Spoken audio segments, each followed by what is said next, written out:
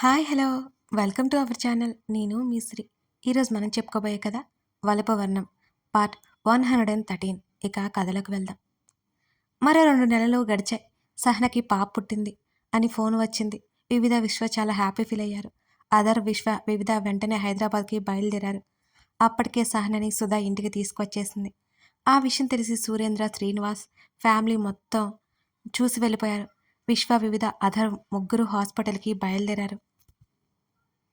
అదరు కంగారు చూసి అదరు కూల్రా అని అదరు భుజం మీద చేయి వేశాడు విశ్వ. అలాగే అన్నట్టు తల ఊపాడు అదరు. పాప అక్క ఇద్దరు క్షేమంగానే ఉన్నారు. నువ్వు అసలు కంగారు పడుకు బావా అని అంది వివిధ. అలాగే ఆ మాట అయితే అన్నాడు, కానీ ఎప్పుడప్పుడు సహనని పాపని చూడాలని ఆశగా ఉంది అతనికి. అప్పటికే సహనని వదిలి 2 నెలలు అవుతోంది. మధ్యలో 1-2 సార్లు వచ్చి పని ఉండడం వల్ల వెంటనే వైజాగ్కి వెళ్ళిపోవాల్సి వచ్చేది అతనికి. అర్జున్, ఆకృతి కూడా పాపని చూడ్డానికి వెళ్ళారు. ఎలా ఉంది అక్క? సహన దగ్గరికి వెళ్ళి అడిగింది ఆకృతి. బావుందన్నట్టు తల ఊపింది సహన. అర్జున్ చేతిలో పాపని పెట్టింది సుధా. చాలా నచ్చేసింది అతనికి. బేబీ పింక్ కలర్లో ఉంది. చిన్న చిన్న కళ్ళు మూస్తూ తెరుస్తూ ఉంది. అలాగే చూస్తూ ఉండిపోయాడు ఆ పాపని. బావా నాకివ్వు అని వెంటనే అంది ఆకృతి. నీకు ఎత్తుకోవడం రాదు, నేను ఎత్తుకున్నాను కదా చూడు అని అన్నాడు అర్జున్.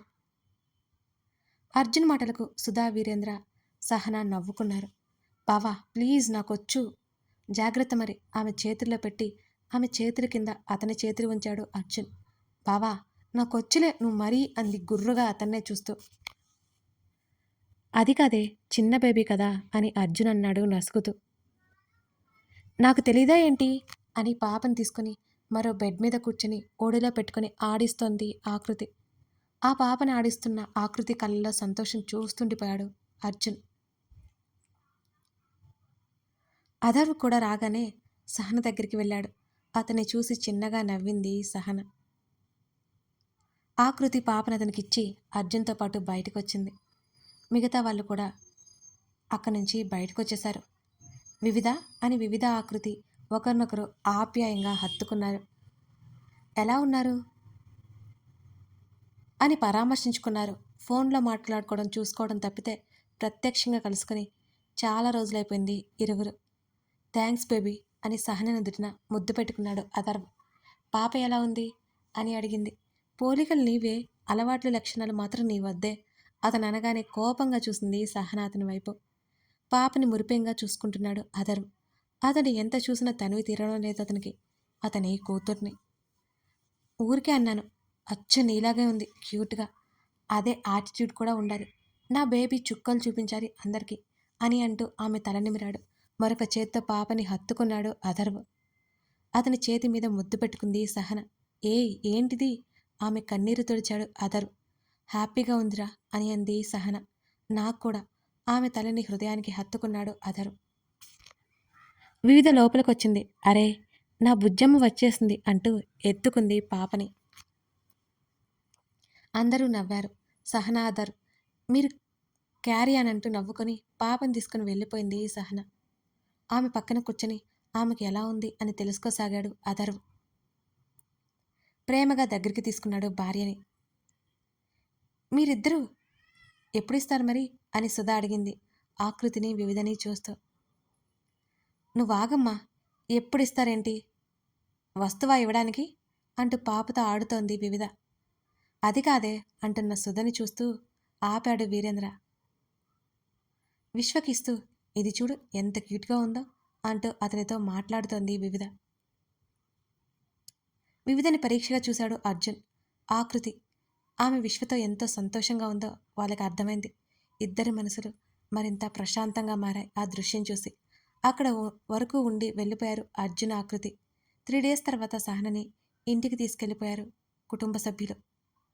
నవికకి ఆకృతి, అర్జున్ పెళ్లిలో చూసిన అరుణ్కి లవ్ ట్రాక్ మొదలైపోయింది.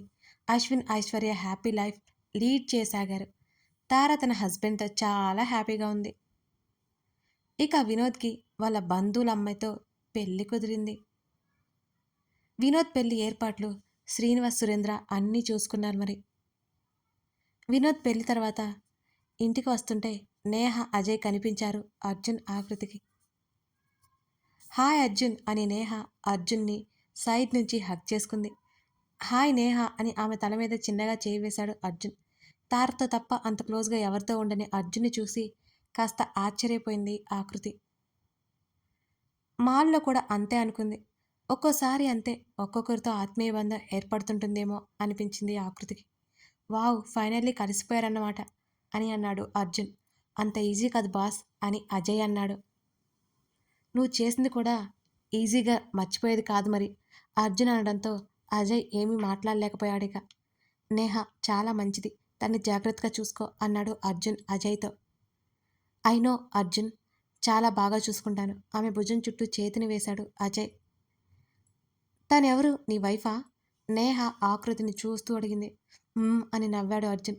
ఆకృతిని చూసింది నేహ. కంగ్రాట్స్, నీ వైఫ్ చాలా బాగుంది, ఎప్పుడో చూసినట్టు గుర్తు అని నవ్వింది. ఆకృతి నవ్వి ఊరుకుంది. ఒకసారి చూసావులే అన్నాడు అర్జున్. ఆ రోజు నీతో చూశాను, కానీ కాసేపు మాటలు సాగాయి వాళ్ళ మధ్య. అర్జున్ ఆకృతి బయలుదేరారు ఇంటికి. బావా, ఐశ్వర్య కోసం ఒక అతన్ని పోలీస్ స్టేషన్కి పంపాం కదా, అతను ఆ రోజు మనల్ని వదలను ఏదో అన్నాడు కదా అని అర్జున్ భుజం మీద తలపెట్టింది ఆకృతి. ఇప్పుడు నీకు ఆ విషయం ఎందుకే, అసలు ఎందుకు గుర్తుకొచ్చింది అని అడిగాడు అర్జున్. ఏమో, నువ్వు చెప్పు, నాకు అతను మళ్ళీ రాడంటావా అని అడిగింది. ఏడ్చాడు, వాడికంత సీన్ లేదులే, పోలీస్ కూడా పడి దెబ్బకి సెటిల్ అయిపోయాడు అని అన్నాడు అర్జున్. అవునా బావా, బుజ్జిదాని దగ్గరికి వెళ్దామా అని అడిగింది ఆకృతి. 2 రోజుల నుంచి పెళ్ళి అని అలసిపోయావు కదే, రేపు వెళ్దాంలే అని అన్నాడు అర్జున్. సరే అని అతని చేతిని చుట్టుకుంది ఆకృతి. మన టార్గెట్ 5000 లైక్స్ అండి, అది మీ చేతుల్లోనే ఉంది. స్టోరీ కూడా అయిపోవచ్చింది కదా, ఈ ఎపిసోడ్ ఇంకొక ఎపిసోడ్ మాత్రమే ఉంటుంది స్టోరీ. లైక్స్ చేసి కామెంట్ చేస్తారని ఆశిస్తున్నా.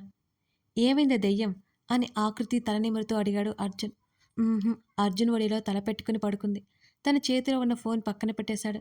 అతని చేతి వేళ్లతో ఆడుతోంది. చెప్పవే అని మళ్ళీ అడిగాడు. లేచి కూర్చుంది.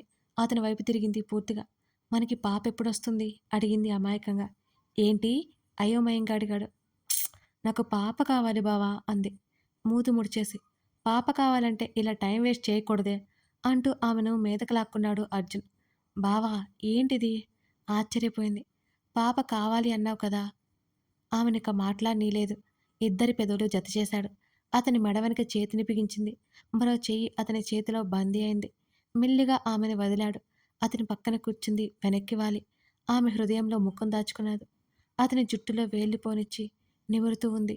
బావా, చాలా నచ్చేసింది ఈ క్షణం నాకు కూడా అన్నాడు ఆమెను హత్తుకుంటూ. నీతో ఇలా ఉంటానని అసలు అనుకోలేదు తెలుసా అంది ఆమె స్వరం. చిన్నగా వచ్చింది ఆ క్షణం. మెల్లిగా తల ఎత్తి చూశాడామెని. అతని ముఖాన్ని చేతుల్లోకి తీసుకుని, నువ్వు లేకుండా నేను లేనేమో బావా, నీకోసమే పుట్టానేమో, అందుకే నీకు దూరంగా కాకుండా చిన్నప్పటి నుంచి నీ చుట్టూనే తిరుగుతూ నీకు దగ్గరగా పెరిగాను. ప్రతి మజిలీలో నీతోనే ఉన్నాను, నీతోనే ఉంటాను కూడా. ఒకానొక సమయంలో నీకు దూరంగా ఉండాలి అనే ఊహకే చచ్చిపోయాను బావా అంటున్న ఆమె పెదవులు అతని పెదవులతో మూసేశాడు అర్జున్. మౌనంగా ఉంది. ఆమె కళ్ళు మూసుకుంది. సరిగ్గా కూర్చొని ఆమెను గట్టిగా హత్తుకున్నాడు అతను. ఆమె చేతిని తన చేతిలోకి తీసుకున్నాడు. ఇద్దరి చేతి వేళ్ళు పెనవేసుకున్నాయి. ఆమె చేతిని ముద్దాడాడు అతను.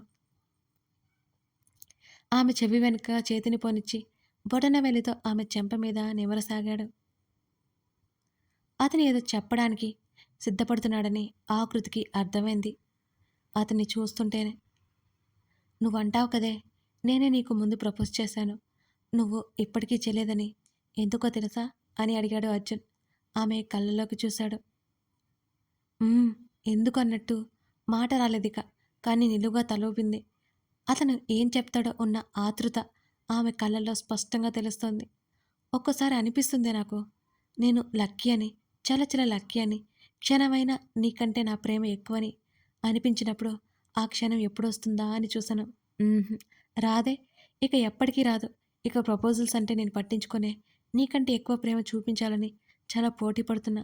ఈ జన్మకి అది అయ్యేలా లేదనిపిస్తోంది అంటూ అర్జున్ నవ్వాడు.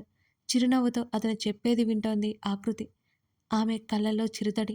మళ్ళీ అతనే కొనసాగిస్తూ, ఇక పోటీ పడుతూనే ఉంటాను. కానీ నువ్వు ముందున్నావు బంగారం. నాకా ఛాన్స్ ఇవ్వవే అతనంటుంటే, బావా అసలు అనుకోకలా నువ్వు నా కోసం ఎంత బాధ అనుభవించావో నాకు తెలుసు బావా. చిన్నప్పటి నుంచి ఏనాడు కంటతడి పెట్టలేదు నువ్వు. కానీ నా కోసం అంటూ ఆమెక ఏడుపు ఆపుకోలేక సన్నగా వెక్కిళ్ళు పెట్టి ఏడ్చింది. గొంతుకేదో అడ్డుపడ్డట్టుగా ఇక మాట రాలేదు. దెయ్యం ఏంటేది ఊరుకో. ఆమె తలని హత్తుకున్నాడు అర్జున్.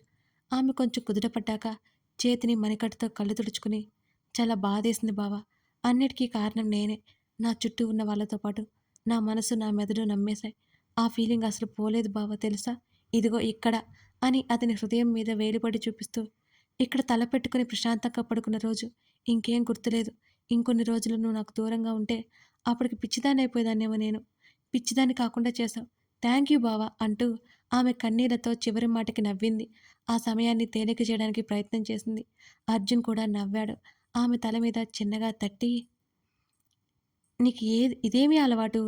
అతను తట్టిన చోట దిద్దుకుంటూ మూతి తిప్పింది. నిజంగా నొప్పి వేసిందా? అర్జున్ ప్రేమగా అడిగాడు. లేదు అని కిలకిలా నవ్వేసింది. ఆమె అమాయకత్వం ఇష్టం అతనికి. ఆమె మంచితనం ఇష్టం అతనికి. ఆమె స్వచ్ఛమైన మనసు ఇష్టం అతనికి.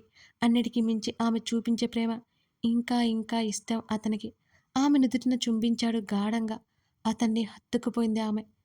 నానమ్మ బాబు కావాలి అంటోందే, తాతయ్య రావాలి అంట అంటూ ఆమెను ప్రేమగా బంధించాడు అర్జున్. సున్నితంగా ఆక్రమించాడు. అంగీకారంగా ముద్దుల వర్షం కురిపించింది అతని మీద. విశ్వ, వివిధ వైజాగ్ వెళ్ళిపోయారు. పనిలో ఉన్న విశ్వని పిలిచింది వివిధ. వివి ఏమైందని అడిగాడు. పని పక్కన పెట్టి మరి ఇలారా అంది.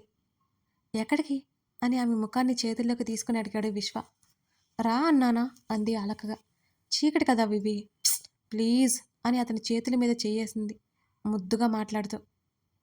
ఆమె మామూలుగా అంటేనే అతను కాదు అనడు. అంత ముద్దుగా అడుగుతుంటే కాదంటాడా? అస్సలు కాదు అనడు ఆమె మాటను. వివిధ ఏమి చెప్తే అదే విశ్వకి వాక్కు. అతని చేతిని పట్టుకుని నడుస్తోంది. బాల్కనీలోకి తీసుకొచ్చింది. వివిధ కోసం ఉయ్యాల అరేంజ్ చేయించాడు విశ్వ. ఆమెకి ఇష్టమని. కూర్చో అంది. బుద్ధిగా తలూపి దానిలో కూర్చున్నాడు విశ్వ. అతని ఒడిలో కూర్చుంది వివిధ.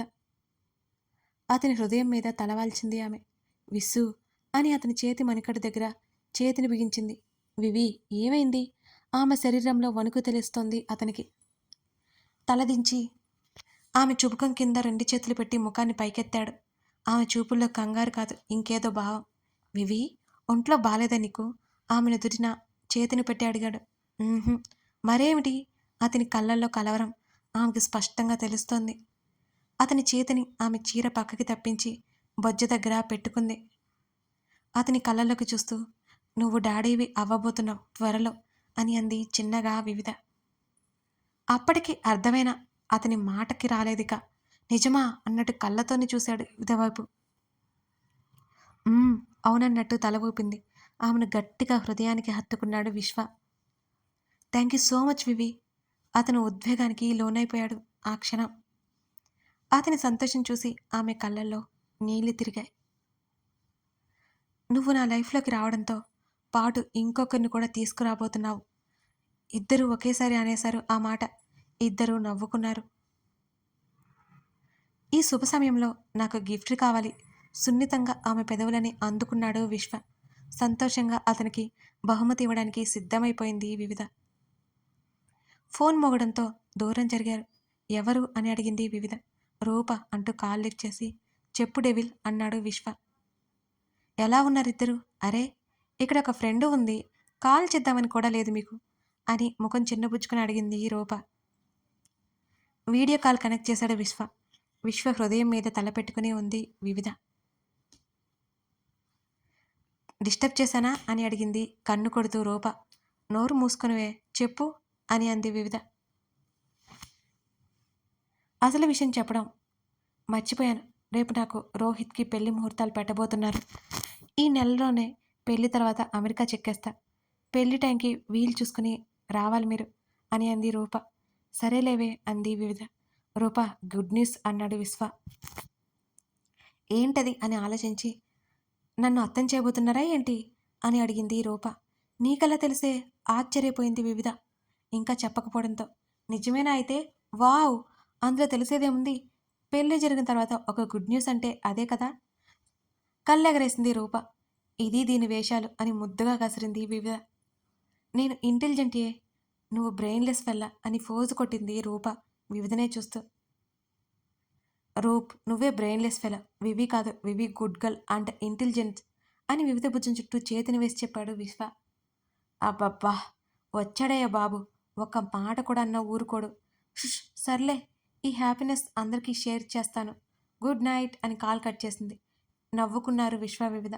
తర్వాత అందరికీ కాల్ చేసి గుడ్ న్యూస్ షేర్ చేసేశారు. సుధకి పట్టరాని సంతోషం. వీరేంద్ర పరిస్థితి కూడా అలాగే ఉంది. విశ్వ ఫ్యామిలీలో ఇన్ని ఏళ్లకి చిన్న బేబీ రాబోతుందన్న ఆనందం కూడా ఉంది. అదరు సహన తన పాపకి తమ్ముడు రాబోతున్నాడనే సంతోషంతో ఉన్నారు. నవ్వుకున్నారు విశ్వ వివిధ.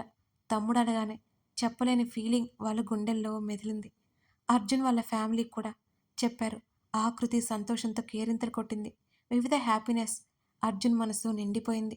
విశ్వ వివిధ సంతోషాన్ని ఆస్వాదిస్తూ గడిపేశారు అర్జున్ ఆకృతిలో.